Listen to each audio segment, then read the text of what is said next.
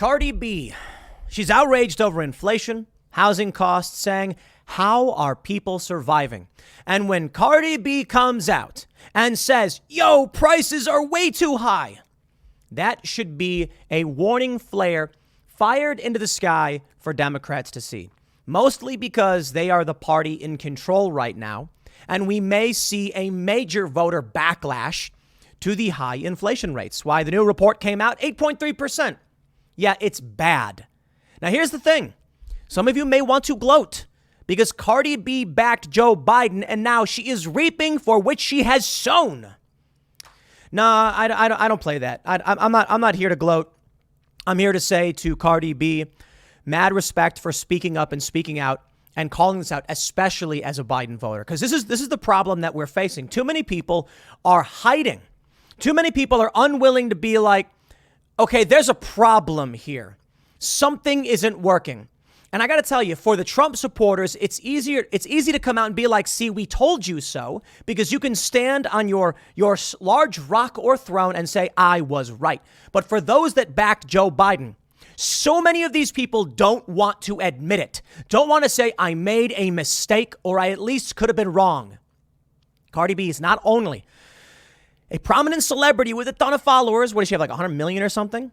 But she's someone who backed Joe Biden, coming out now being like, dude, this is messed up. And that's a good thing.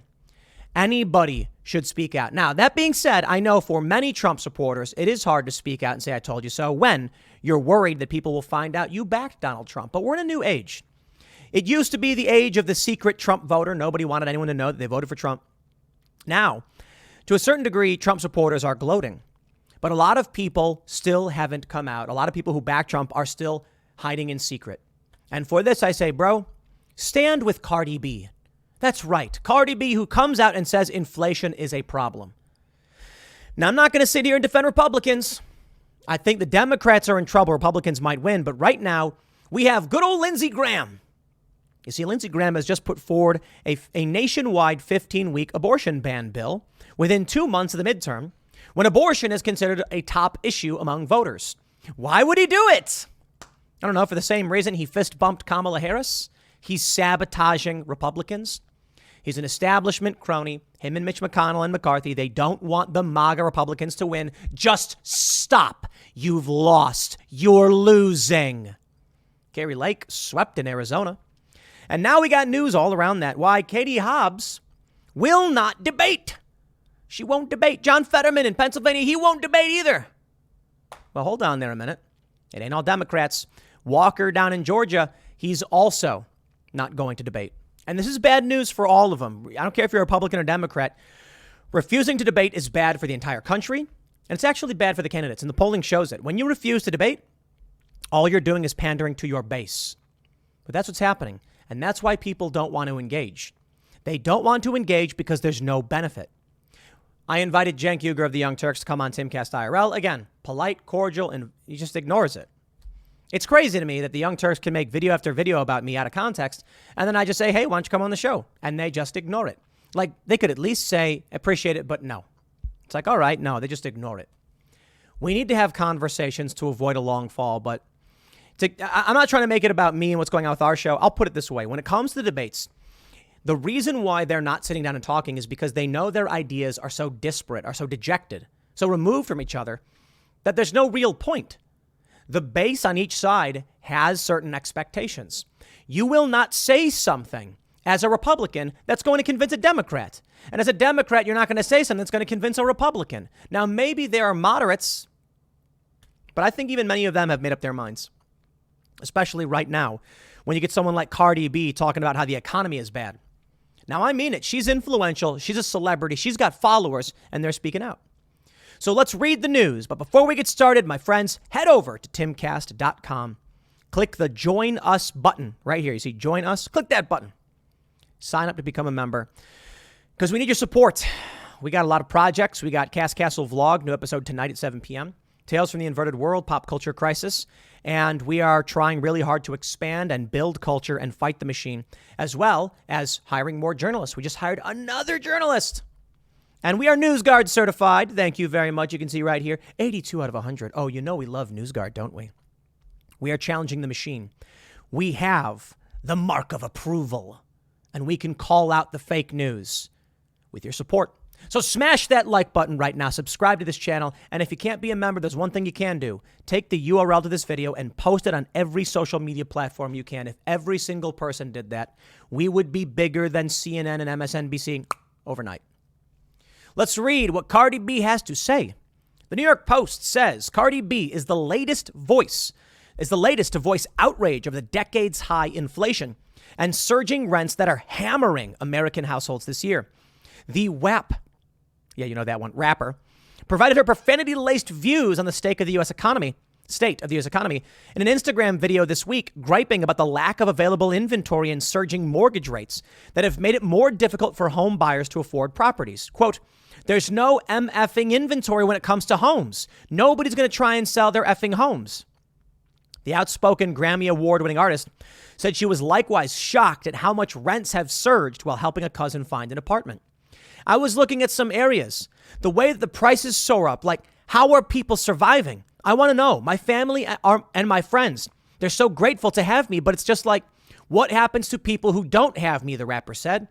"All these promises are being made, but living is unbearable," she added later in the video. Cardi B reshared the video on Twitter last Saturday after one of her followers captured the footage. Says, "No, seriously, I want to know how people are surviving. I'm here with you, Cardi B. Yo, what the? I've been saying this. I go to the grocery store. The prices are insane. People aren't getting wage increases at their jobs. People are quitting their jobs. Nurses are on strike. There's going to be a railroad strike, a railway workers strike. The economy is going to get worse. Over in Europe, they're lighting their bars and restaurants by candlelight." I'm here with Cardi B. I don't understand how people are making it through this. And you know what? Maybe they aren't. That's the crazy thing. So what happens? I'll say it right now. The establishment promises more. You don't want to hear it? You don't want to hear it? They promise more. They're talking about climate lockdown. Switzerland says if you heat your home above 66 degrees, you can be arrested. In Colorado, people who had this digital thermostat, they couldn't turn their air conditioning on. Now, I'm not going to sit here and pretend that resources are infinite. I do not believe in entitlement. And I think, you know what? There's a reality to not being able to turn on your AC or turn on your heat. But the point is, you've got a Donald Trump who says more energy, more energy independence. And you've got a Joe Biden who says ban energy sourcing. It's that simple. Now, you can say Joe Biden didn't do all that much. It is a simple mathematical equation. One president says we should expand our energy capacity. One president says we should not. Do the math. Over a long enough period of time, those policies will result in something. You want to vote for Joe Biden? Fine. I don't care. But don't be surprised when you come out later and you're like, why are costs through the roof? Energy, my friends. Simply put. Now, I think climate change is a problem. I do. I know not everybody agrees. And I'll put it this way. I certainly don't believe the official corporate mainstream narratives about climate change. But I do think human pollution and expansion, it cannot be infinite. There will come a point where we do overpopulate, where population density goes through the roof, maybe even just in key areas, and it causes ecological instability. I think we should be paying attention to that, and probably we should figure out some cultural shifts we can engage in. For me, nuclear power is probably the smartest idea, and heavy investments in fusion. That way we have more energy, and it's clean energy. But for some reason, that's the stuff that they won't allow. And that's why I don't trust the mainstream narratives on all this stuff. So I'll put it this way. When Biden and them come out and they're like, climate change. And I'm like, yeah, I hear you, but you fly on private jets and buy beachfront property, so I don't believe you. I don't want to see humans destroy the planet. I think the planet's great. I think we should pay attention to the environment and all that stuff, but not at the expense of being human. I can't remember who said it. It may have been like Michael Knowles or it was one of the Daily Wire guys. Very smart. They said, actually, maybe it was Jeremy Boring. He's a co-CEO. Yeah, I think it was Jeremy. Basically, what he said was, there's no point to life without human success, without human joy, without humans. He's right, philosophically. Imagine a planet with no people, just everything else. The planet would get along just fine. Now, stop and realize we are people, driven by human motives, experiencing human experiences. In which case, the goal is to make more of this, to have more of this. And that means we don't live for anything other than humans. There's no point. Now, Jeremy also mentioned that doesn't mean we shouldn't be good stewards of the earth. We must be. I completely agree. Brilliant statement. He's right. I never thought about that. We're alive for the human experience, not for the deer experience or the tree experience, for the human experience. And that's what we want more of. But we also must be stewards of the earth. True. So when these ultra rich people are like, we got to shut down your energy production, shut down coal, shut down fossil fuels, and then they buy beachfront property, I'm like, hey, guy, I think you're a liar and a hypocrite. Hey, I got an electric car. I got solar panels. I'm trying to do right, but I don't believe them. So what's happening? Well, it's those policies, if you follow, that result in the economy getting worse. And Donald Trump would have done the opposite. And that's why under Donald Trump, best numbers of our lives. So saith Jim Cramer. I'll say it over and over again. Cardi B delivered her rant even before the latest inflation data released Tuesday showed prices rose at a hotter than expected 8.3% in August. Daily necessities such as food and shelter remained particularly expensive, even as gas prices fell from June highs. The Consumer Price Index's Shelter Index, which tracks the cost of rent and is a key input for the monthly federal report, increased 6.2%. Now, here's what I got to mention. As the Post reported last week, real estate from Redfin predicted U.S. housing market will remain especially frigid this winter due to higher mortgage rates. This isn't the first time that Cardi B has commented on the economy. The chart-topping rapper backed President Biden ahead of the 2020 election. When y'all think they going to announce we going into a recession, Cardi B asked in June. Hey, bravo, Cardi B. I'm mad respect. Seriously. It takes courage to be a big name personality, and you know people are going to come after you, to come out and call out something like this, especially having been a supporter of Biden. I did a Twitter thread about this, you know. I can't believe how many stalkers I have. That's just weird because we're dealing with security issues. We've got armed guards. We've got other security stuff I'm not going to talk about for obvious reasons. And, man, just a lot of stalkers. They make their whole lives based on me. That's all they do. I don't think about them, you know, except for the security stuff. I have no choice. But for the most part, it's like my day goes on. I'm planning a company. We've got a bunch of different projects. We've got different shows. And there are people who just sit there all day just screaming, rocking back and forth. And they're nuts. It's love and hate. You know, it's not just one. It's like just people built their emotional states around me. So I bring this up because for someone like Cardi B, you know she's got that way worse than I do. For her to speak out like this, you know, you can get people go crazy, man. So I have tremendous respect. TimGuest.com reports from Adrian Norman, year over year inflation soars at 8.3%. Multiple sectors saw huge jumps in inflation, even as gas prices have fallen. And here it is from Gallup, September 7th. Inflation now causing hardship for majority in U.S. I don't think we need the poll. When Cardi B comes out and is like, yo, heads up, red alert, Democrats need to be paying attention. And it doesn't seem like they are, or maybe they are. I don't know. It's going to get worse. White House staff are holding urgent meetings in a desperate bid to stave off rail strikes Friday that could wipe $2 billion off the U.S. economy a day.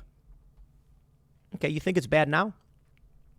Wait till the freight unions and railroads stop operating. Where do you think your food comes from? Truckers, true. A lot of chemicals, a lot of fuels, a lot of supplies. They're on freight trains. And the freight trains pull into the freight yard. The trucks come in and pick up the freight, and they deliver it to the stores and everything like that. So when these rail companies stop, it's going to get bad. The Biden administration is scrambling to head off freight rail strikes at the end of the week that could cost as much as $2 billion per day. Full stop. Good for them. I don't trust them, but I'm not going to sit here and ignore the fact that the Biden administration is trying to stop that. You know, look, I'm well beyond the point of thinking any of this is an accident. So I don't trust them. I don't. On the surface, though, if they're working to stop a strike, okay, good. Labor Secretary Marty Walsh has canceled travel plans, and the White House is holding crisis meetings. Unions and railroads have until Friday to agree to contracts for tens of thousands of workers. Failure could trigger strikes and employer lockouts. Oh, it is going to be brutal. This is happening right before the midterms. This is nuts. The economy is in dire straits, and we're less than 2 months out, and this is happening. October is going to be balls to the wall insane. Here we go, baby. Now, this may happen, but let's get into the politics of things. From Frank Luntz. Everybody knows Frank Luntz. He's tweeted some dumb things at me before. He doesn't follow anymore, I guess. So Bill Scher tweets, "This is surprising to me. Democratic Arizona gubernatorial nominee Katie Hobbs is flatly refusing to debate her GOP opponent, Kari Lake, on the grounds that, quote, you can't debate a conspiracy theorist." Luntz says, Arizona voters won't like refusals to debate. Polls had Katie Hobbs up 5 points 3 months ago. Now they're dead even. And there it is. If you're attacking Herschel Walker's refusal to debate, but justifying Katie Hobbs' refusal to debate, you're not a serious person. Same goes for people attacking Katie Hobbs' refusal to debate, but justifying Herschel Walker's. I completely agree. He says, refusing to debate means you're relying solely on your base rather than converting independent voters. But the thing is, Arizona has a lot of independent voters. So maybe that's the question. Why isn't Herschel Walker debating? Maybe he's relying on the GOP in Georgia to just vote for him regardless. Maybe he thinks he doesn't need the independent voters. You know what? It's possible. The idea that these people are having is that by not debating, they're not putting themselves at risk. Check this out right now from 538. Hobbs and Lake, dead heat. What are they at? 0.8? A 0.8 difference. The polls are probably wrong. Seriously. So Lake's probably going to win at this rate. Look at this, man. It's crazy.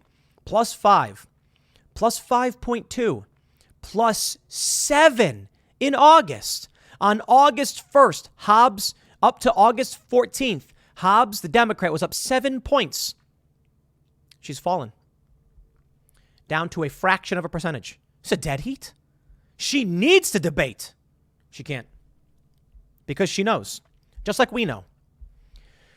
Do you know what would happen if a progressive came on Timcast IRL? The floor would be mopped with them. Figuratively, of course, calm down, YouTube. Because their whole narrative is built on lies. I got an email from Washington Post. And they said they're running a story about people who claimed that Biden didn't win the election fairly. And I was like, okay. And they're like, and one of the names we include is you. And I'm like, what?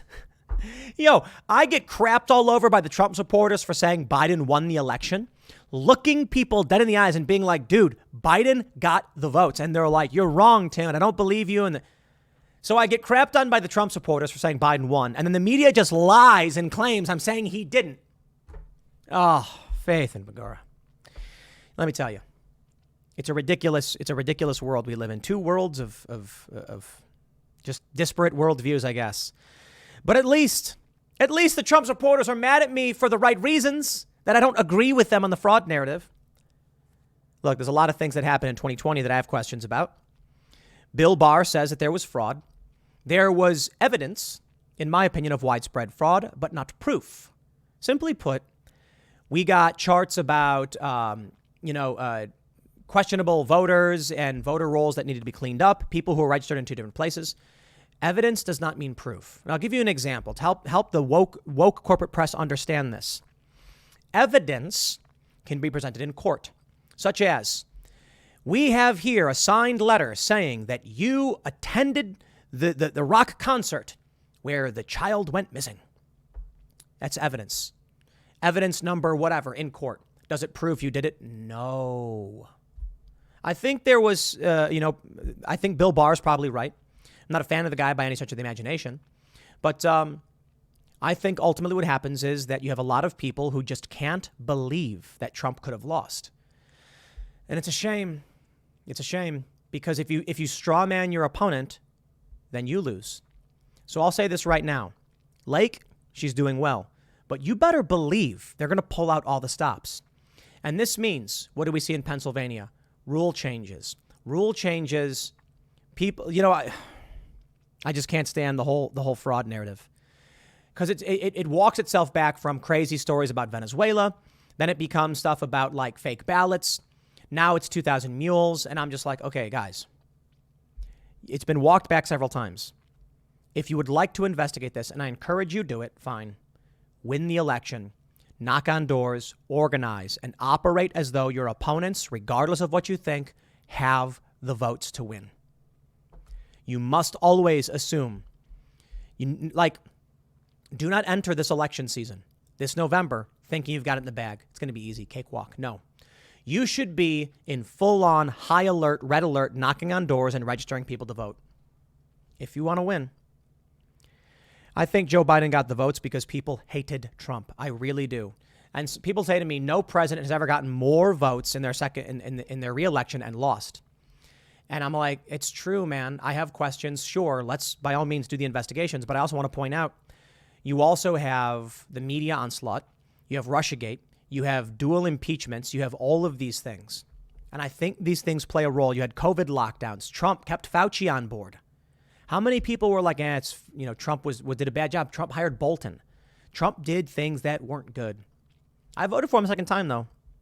But I talked to people. I talked to my friends. I talked to my family. And I genuinely believe you should not underestimate the hatred that people had for Donald Trump. I think the fraud narrative is voter suppression in the long run. But let's take a look at what we got here. John Fetterman needs to debate more than once for U.S. Senate. The Washington Post editorial board is going after Fetterman. I want to point something out. He's got health issues. And I mean no disrespect. I actually kind of like the guy. Right here, you can see his neck.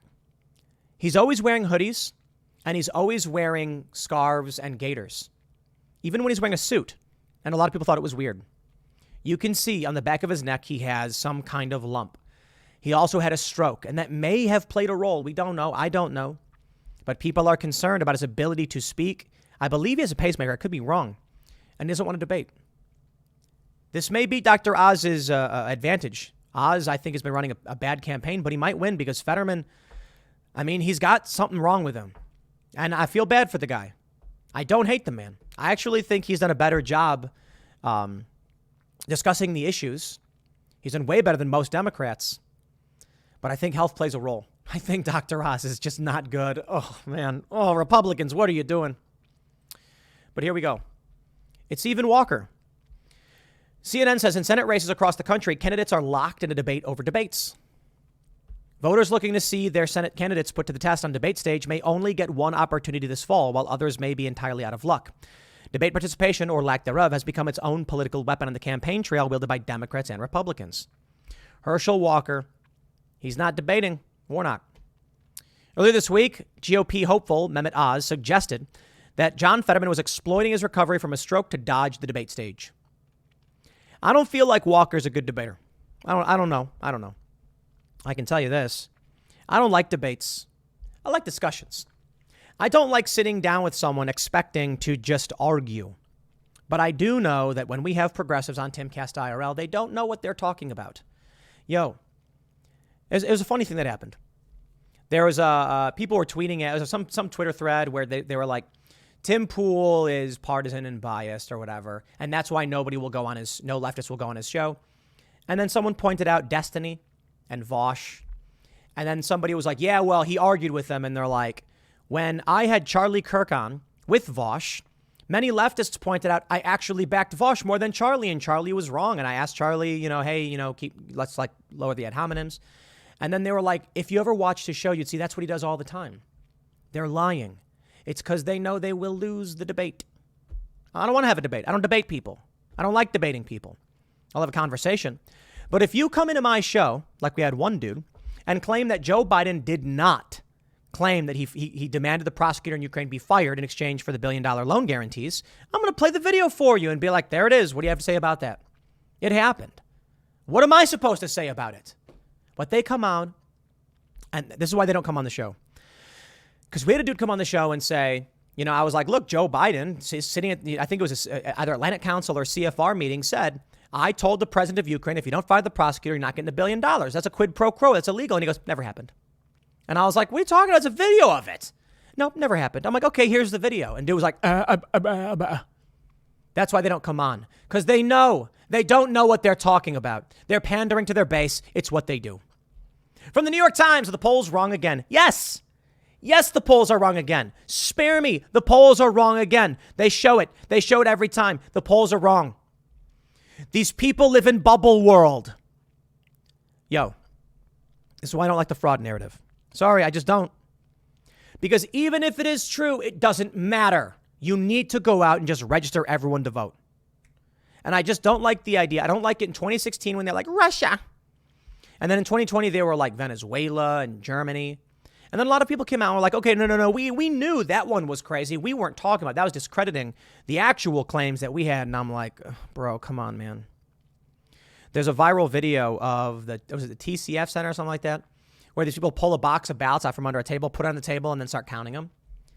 And then my response is like, did you watch the full surveillance video? Because I did. You watch them take the ballots from regular people, put them in the box, then put the box under the table to be counted later. And I'm just like, what do you think happened? This is what happens when you only get a snippet of a video. Now, some people pointed out that some of these ballots may have been counted more than once. I don't know. That's why I'm like, okay, fine. Have your investigation. But please operate under the assumption that in order to win this, you just need the most votes. That's it. You can ask questions about procedure and policy. I agree. They weren't doing a signature verification. Some states were arguing it. And I'm like, okay. Yeah, absolutely.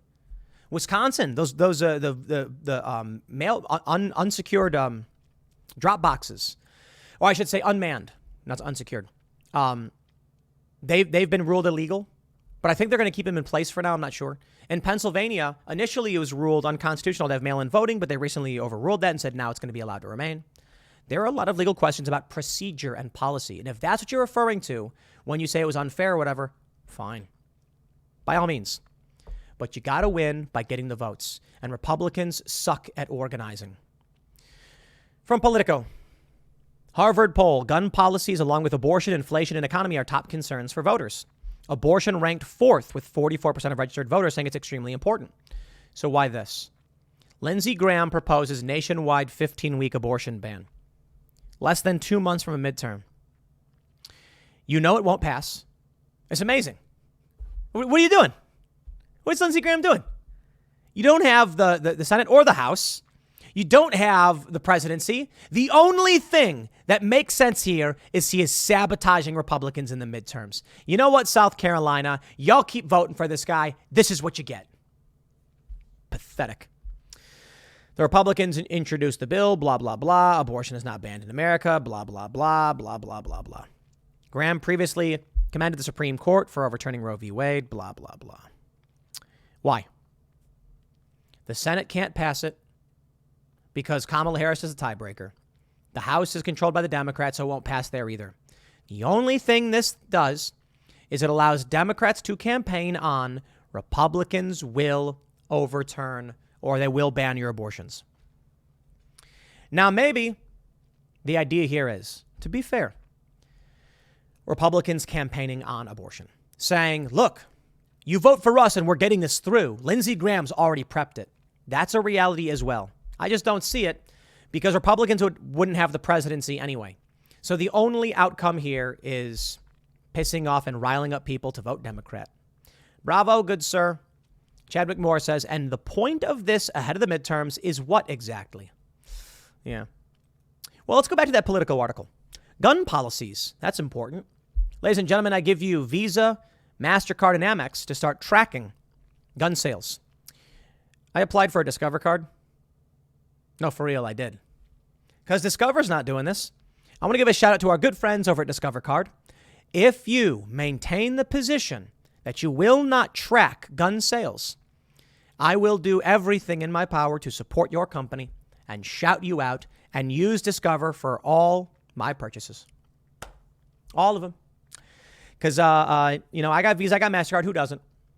But if they're going to track my gun sales, they're going to violate my rights. They're basically going to spy on me. No, I'm not interested in that. Sorry. If Discover is not doing it, and maybe they are, I don't know. I haven't seen that they are. I will use Discover because it matters. Before I wrap things up, though, we got to give a shout out to our good friend Cenk Uygur of the Young Turks. He says, where do prison abolitionists propose we put serious violent criminals? If you're going to do something as extreme as abolishing prisons, surely you have an alternative where they're not allowed to roam the streets, right? He's completely right. You see, the left keeps talking about prison abolition and police abolition. And I think Cenk Uygur and Anna Kasparian realize this is a losing position for Democrats. You cannot have skyrocketing crime. Jen pointed out, I think it was in this show, that in Sweden, the right is actually starting to win on crime. Daily Mail reports Sweden's right wing is poised for election victory following strong gains by the far right, with final result going down to the wire. Right-wing bloc looks to have won 176 out of 349, ahead of the left bloc with 173. Sweden's right wing may actually win. Why? Crime, man. Crime. You know what we can't have? We can't have this stuff be ignored. Because Cenk Uygur and Anna Kasparian have noticed this. It's a losing issue to support the criminals. Cardi B noticed the inflation is through the roof, and it's hurting her friends and family, but she can support them. They've noticed this. And if they did, I can only imagine everybody else did. So what do you get? Tim Ryan says we need to kill and confront the extremist Republican movement. Good luck. Good luck with rhetoric like that. I think we need to tell people, we want to make it cheaper for you to buy food. We want you to live. We want you to be able to drive your car, to live your life. We want you to be good stewards of the earth too. And we can accomplish this. You know, there's a fear about electric cars, and it's that they can be remote controlled. But it's not the electric car that's the issue. It's the computer in the car. Any car can be remote controlled at this point. I like the idea of electric cars. I do a lot. I like Tesla. I think if we get on fusion and nuclear power, we can charge our cars with sweet, delicious, clean energy. No carbon in the air. Enriched uranium or thorium salt reactors, whichever one you want to do, I don't know. I think the uranium one's old school. Thorium salts, boils water, creates steam pressure, spins a turbine. Turbine creates electrical current. We use that current to charge our cars. We drive our cars. No fossil fuel emissions, none of that. Now, batteries can be bad for the environment. It's not all perfect. And you'll still need energy to craft and construct a lot of these things, so you'll still need fossil fuels. But I got to tell you, the left still opposes this. They still oppose nuclear energy. We got to have real solutions. And so far, we ain't got it. Cardi, you may have voted and supported Joe Biden, but I'm glad you're seeing there's something wrong. And I'm glad you're speaking out about it. Warning sign to Democrats, but we will see, because who knows how this will play out. You better steel man your opponent. Assume they won fair and square. Assume that they're going to win unless you pull out all the stops and register all your friends to vote, knock on doors, register your neighbors to vote. I think Joe Biden won. I do. I know people don't want to hear it. And I think he won because Democrats are organized. I think he won because people hated Donald Trump. People say, you think Biden really got those votes? And I'm like, yes, but they voted for him because they hate Trump. And if you can't see that, you got to read The Art of War, man. You got to assume the strength of your opponent if you want to win this one. Now we're seeing major victories across the board. Carrie Lake sweeping in Arizona is good news in the primary. We got to see her win in November. You've got to operate as if everything is on the line and you cannot hold back. Knock on your neighbor's door and say, did you register to vote? Simple as that, because the Democrats are doing it right now. I'll leave it there. Next segment's coming up at 8 p.m. tonight over at youtube.com/TimcastIRL. Thanks for hanging out, and I'll see you all then.